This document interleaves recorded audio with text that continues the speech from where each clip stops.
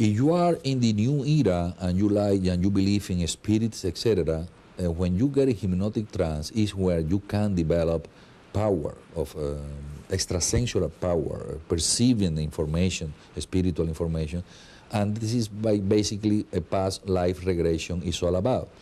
When you see a spirit, it's a psychic, that you name a psychic, it's a person that voluntarily get into trance, into hypnotic trance, and is able to synchronize the frequency of those energies, spiritual energies, who can be the spirit of your father, of your mother, or a parent, and he is able to see it and describe it that the normal person cannot. Why not? Because the normal person has not the ability to get in trance. They don't know how to get in trance. I have many courses. One of them is to teach people how to get in trance by themselves, and many applications in cancer patients, in birth without pain, and a lot of conditions. You can check my website, www.hypnotizenow.com. You're going to see like 20 different courses, how to hypnotize group of people simultaneously, and a lot of information about bibliography and very, very good information that you are going to need. Right now, we are going to make a break, and I am going to be shortly back to you.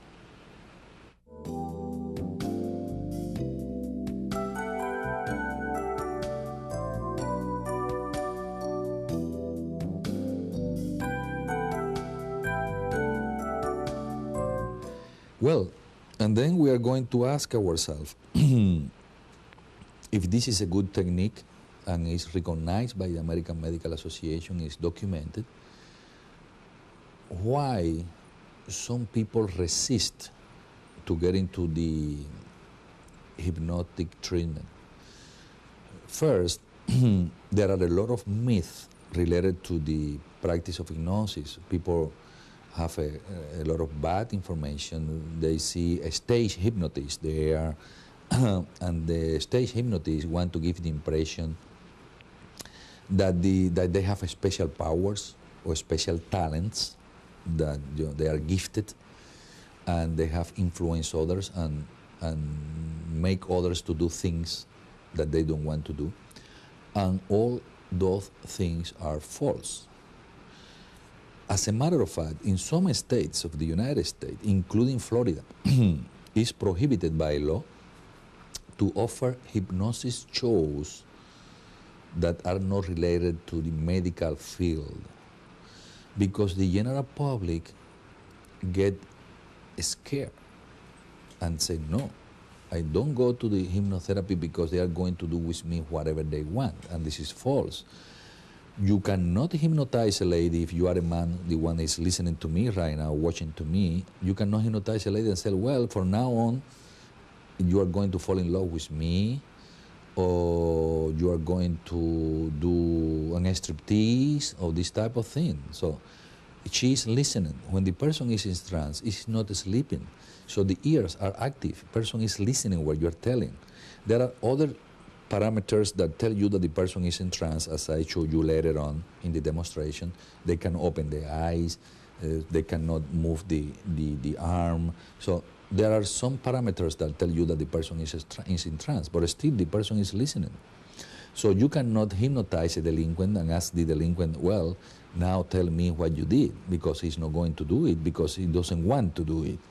However, when a person comes to you to hypnotherapy and the person has a problem, is suffering, and what you are telling this person is related with the problem that he brings. For example, stop smoking, he listens to what you are telling him is related to that, then he allows the information to go through to subcortical level. That is one of the reasons, fears. People are afraid of hypnosis because of those shows. There are other reasons. In theory, all of us, we are all persons capable to be in hypnotic trance, because it's a natural process of the mind that God gave us, because it seems that He knew that somebody was going to put bad information, anxiety and fears in our subcortical memory, and there had to be a way to get rid of that. So everybody in theory can. However, there are some parameters that you have to keep in mind. When you want to induce the trance, you have to take care in what place you are going to do.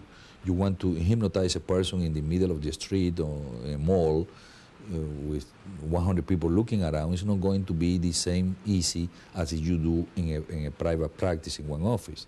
Second, you have to keep in mind the sex of the person. Statistically, females are more susceptible than men. Men make a little bit resistant because they are educated to be in control and they are afraid. Third, the age of the person. So the older the person, statistically the more difficult to get into trance. And the easiest to get in trance are the kids. I have a course, how to hypnotize a child in just 10 seconds. As I mentioned before, we can do a lot of things for childs before this information get harder and harder in the subcortical memory. So it's excellent for children. And then there is another factor that influences the susceptibility to hypnosis in one person, and is the intelligence of the person.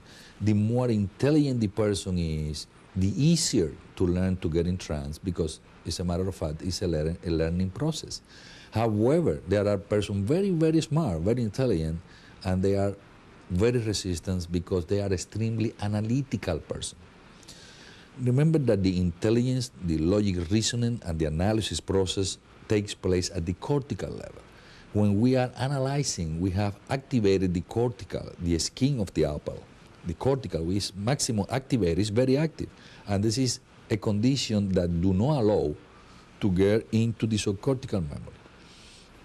In order to go to the subcortical memory to hypnotize a person, you have to inhibit, you have to block the cortical memory of the brain while the person is in trance. Otherwise, nothing is possible. And this type of person, very analytical, that they have the habit to analyze everything deeply in order to accept it.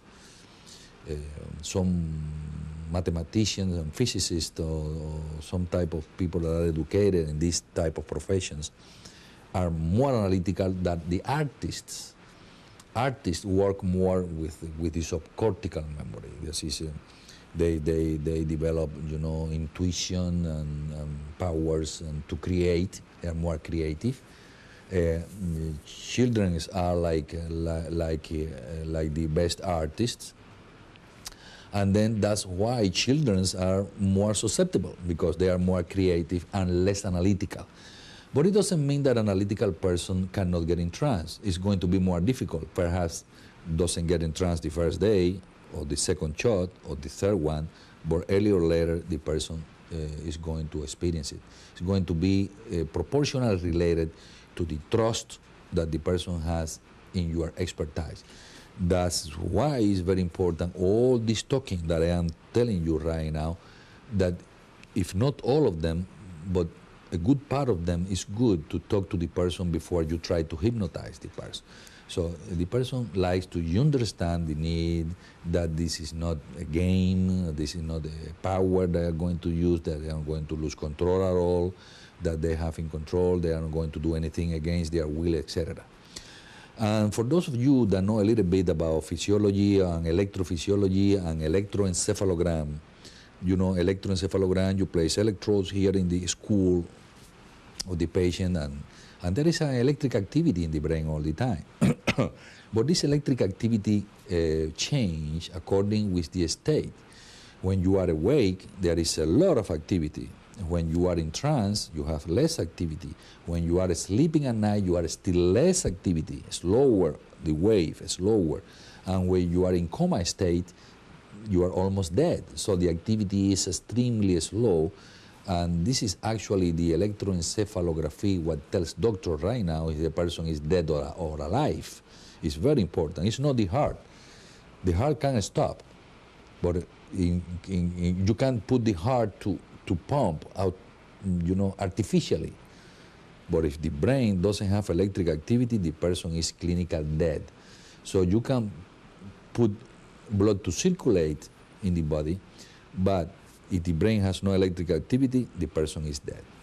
So when you are in hypnosis, you are in electric activity in between the physiological sleep at night and to be awake. You are not totally awake, but you are not totally asleep. You are in between. That's why You should not be afraid, as other person says, well, what happened? I am going to stay in trance. What happened if you hypnotize me and you die from a heart attack here? How am I going to get out of that? You are going to pass from hypnotic state probably to a sleep state, and then you are going to wake up by yourself.